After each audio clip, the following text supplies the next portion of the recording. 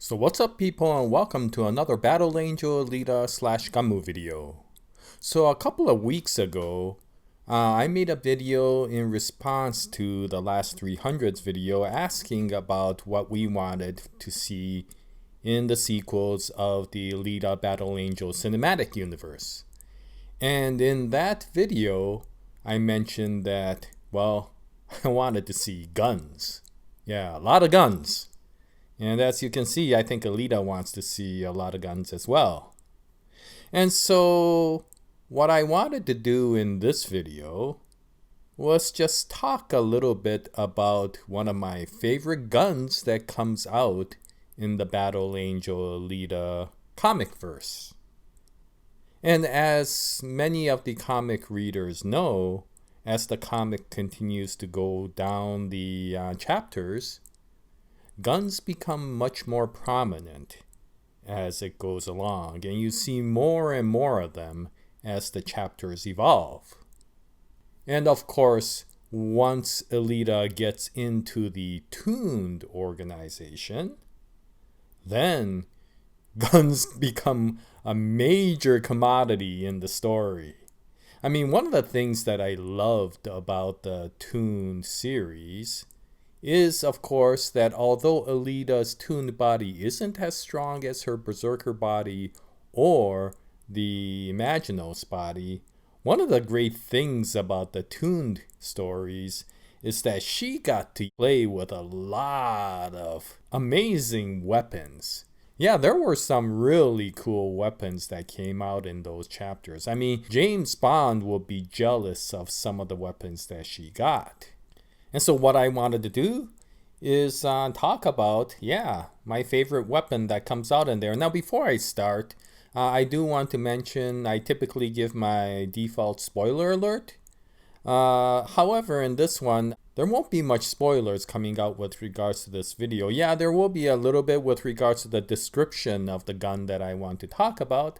However, I won't be going into much of the storyline. So yeah, I won't particularly go into a spoiler alert.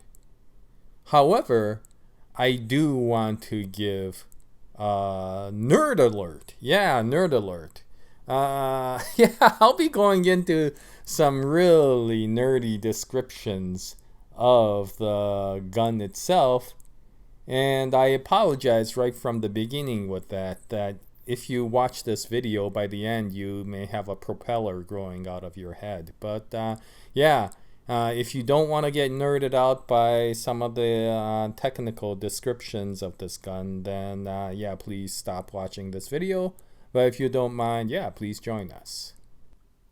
Okay, so as mentioned in the Badlands storyline, when Alita is a tuned agent, she gets a lot of different types of really cool weapons. And I won't go into the majority of the weapons here. I don't want to spoil some of the really creative nature of the weapons that she gets in the Badlands arc. And in many ways, that's one of the reasons why I would like to see the Badlands arc eventually come out, is because I would really like to see the live action movie showing some of those weapons. But of course, this video is about guns.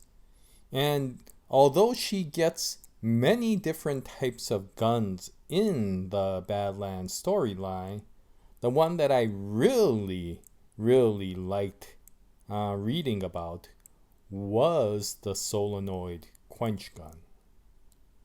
Now, before I begin describing the Solenoid Quench Gun, I do want to talk about the Gabriel Field Support and Deployment drone system that Tuned uses. And this is a support system that Tuned provides for its field agents, especially the ones that go way out of the Zalem area, such as Alita. And it does so by flying way up in the altitude, but remaining relatively close to the field agent, and drop shipping any items that the field agent may need. Anything from food and water to potentially, replacement body parts if Alita gets injured, to, of course, a variety of different weapons. And as you can see right here, it is the Gabriel deployment system that provides Alita with the Solenoid Quench Gun. And so the Solenoid Quench Gun is, from what I can tell, one of the next generation forms of a high kinetic energy mass driver projectile system. And what's nice is Yukito Kishiro gives a description of the Solenoid Quench Gun in the comic. And you can see it here. And as the description says, it is an electromagnetic accelerated launcher, the gun. And it basically has the capacity of shooting a 20mm armor-piercing round at a speed of 5 kilometers per second. And of course, that fast speed, along with probably a really heavy projectile, gives an immense amount of kinetic energy to the payload that's being launched from the gun to the target. And as you can see, the high amount of power necessary to fire the round is supplied by a laser beam sent down from the Gabriel support system. So it's a very interesting gun, just by its description.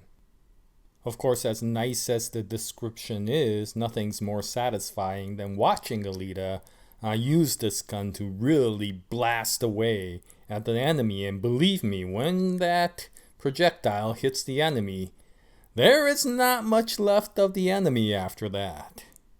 Now, as you can see here, it's a really big gun.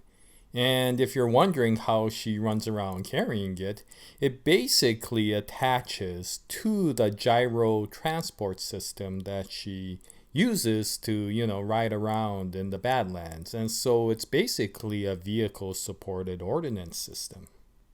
Now, typically when you talk about the next generation electromagnetic powered, high kinetic energy mass drivers, the one that's most commonly discussed is the Railgun. However, since Yukito Kishiro did call this gun a Solenoid Quench Gun, my feeling is that for this gun, it's using the lesser common, but equally effective technology of a coil gun, also known as a Gauss rifle. And the reason I feel that's the case is, of course, the term solenoid is a fancy schmancy way of describing an electric coil, which is used to generate a magnetic field to propel the projectile. And so to best understand the difference between the two technologies, let's have Dyson Ido come in and give us some understanding with regards to what the two technologies are. So thank you, Dyson Ido, or Dr. Ido, or Doc Ido, and let's keep on going. Okay, so as the name describes, a railgun consists of two electric rails that go down the barrel of the gun. They are used to conduct extremely high electric currents. One goes down the length of the barrel and then the other comes back.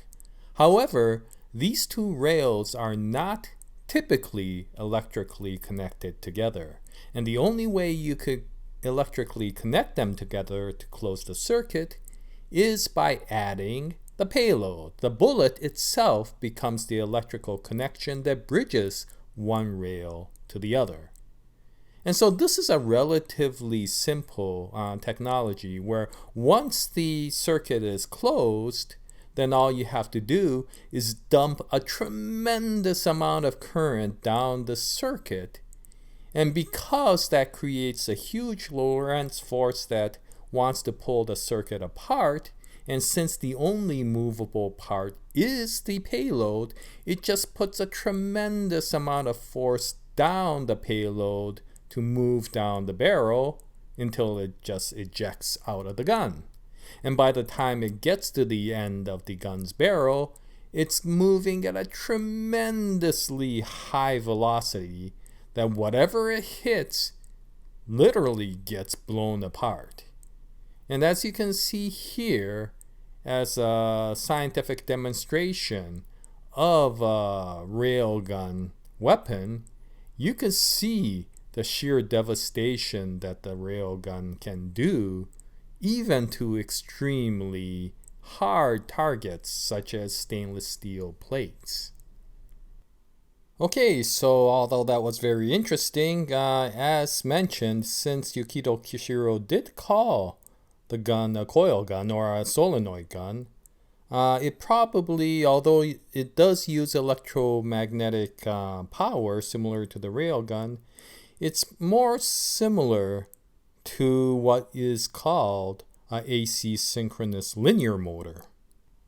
Now, before we go on to the actual weapon itself, the one thing that you should know is that if you have a coil, electric coil, and if you put an electric current through the coil, then what happens is that it creates a magnetic field down the length of that coil. And the direction or the polarity of that magnetic field will depend upon which way the coil is wound, as well as the direction of the electric current that goes down the coil itself. And so if you actually reverse the current into the same coil so that it goes backwards, then what you find is that you can reverse the polarity of the magnetic field that is created down the length of that coil. And this is the technology that is used in AC synchronous motor, whether that's an electric motor that spins around or a linear motor that goes down the track. And so for an AC synchronous linear motor, you basically have a bunch of coils that are arranged down the length of the barrel, or the length of the track, I guess, typically for a motor. And what you have is a payload that sits in the middle of that first coil. And when the coil generates a magnetic field, it generates it such that it repels the magnetic field of the payload that's inside that coil. And so the coil will move that payload forward, and the coil in front of it is actually creating a magnetic field in the opposite direction, so it starts attracting that payload towards it. And between the two forces, the repelling force from the first coil and the attractive force from the second coil, you get the payload to move forward. And as the projectile moves down to the second coil, what will happen is then the current in that coil will switch, or all the currents in each one of these coils will switch so that they switch polarities. And now that second coil is repelling that projectile while the coil in front of it is now attracting. And so then the projectile will continue to accelerate forward and move to that third coil. And so what happens is if you have a set of coils down the rail and they continuously switch, then you could take that projectile and have it continuously accelerate and move down that coil. The important thing is to switch it properly so that when the projectile enters that next coil, it'll switch so that you continuously have a force that's making it move forward. And that is the basic science behind all these electric motors, whether they're spinning around in a circle or whether they're moving down in a line. And so you see these things actually out in the field. For example, if you go to Six Flags, I think it was Six Flags, I think they have something called Superman the Ride down in LA, I think. And that one actually, instead of a standard roller coaster that uses gravity as the way to move the roller coaster forward, it actually has an electromagnetic linear motor launch system that quickly shoots and accelerates the roller coaster really fast so that it can now climb up the incline. That is the design of that particular ride. It's also been designed for things, NASA has considered it for potentially, accelerating and shooting payloads into space. And probably one of the most interesting ones is that it is the technology used in a lot of these so-called magnetic levitating trains.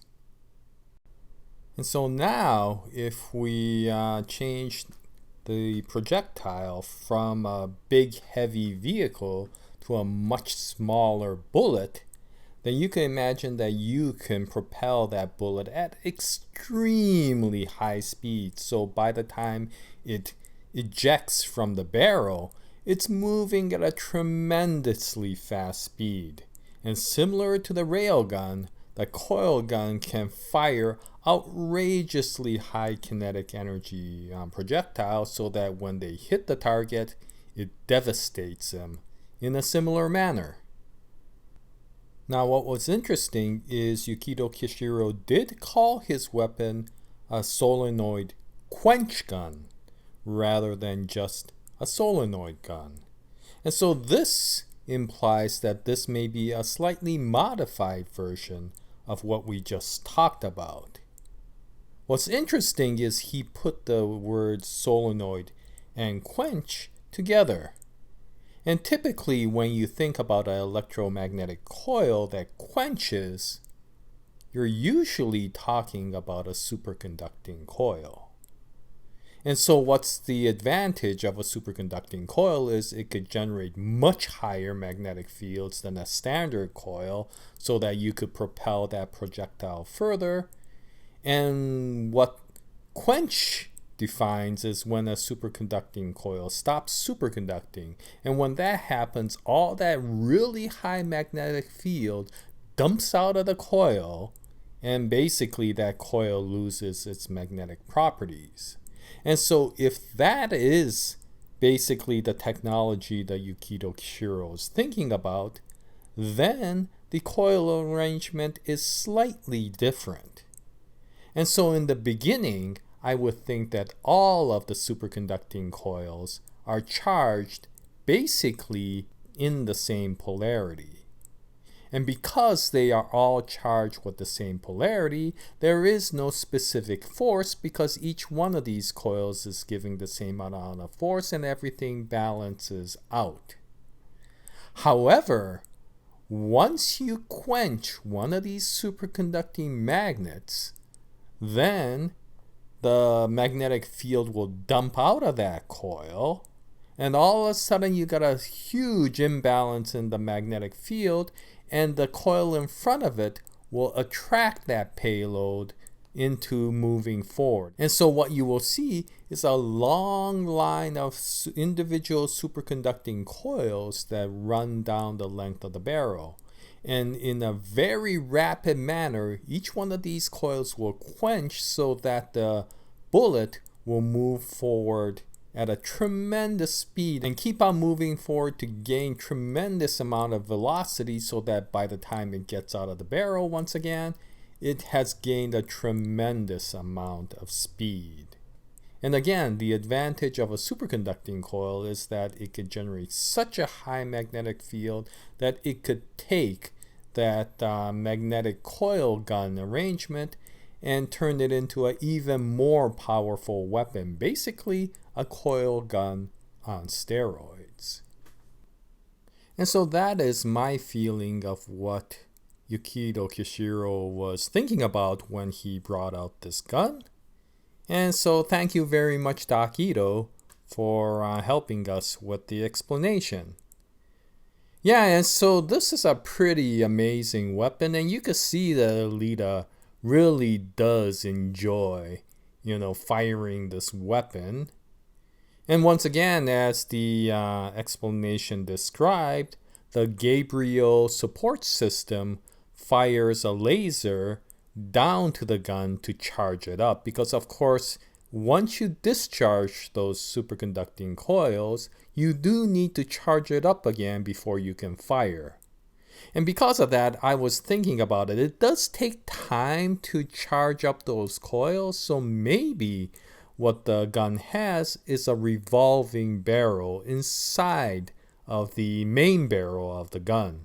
So if you have these revolving lines of coils, each one of these separately charged, then you could discharge one and then charge it up again while another line of coils are put in the barrel. So they kind of revolve around.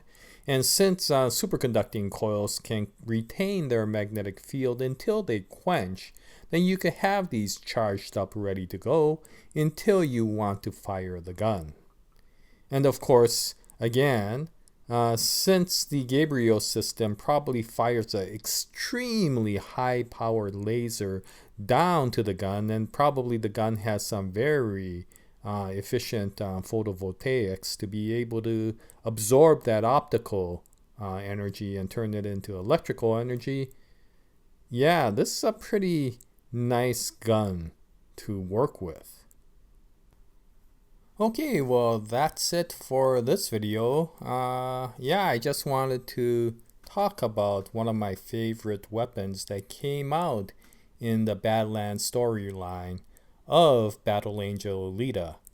And I am hoping that the Badlands storyline comes into the entire cinematic series, and if they do, I sure hope they bring out this weapon. In any case, yeah, for any of you comic readers who've read the Badlands storyline, what'd you think about the various weapons that came out in the Tooned arc? And yeah, the devastating power of this Solenoid Quench Gun. As always, if you have any comments, please post it in the comments section below. And as always, thank you very much for your comments because they are always very helpful. And I'll continue to make more Battle Angel Alita and Alita Battle Angel videos in the future. And I hope you join us at that time. And until the next video, happy manga reading, happy anime watching, happy movie watching, and as always, Jaya, nice day everyone.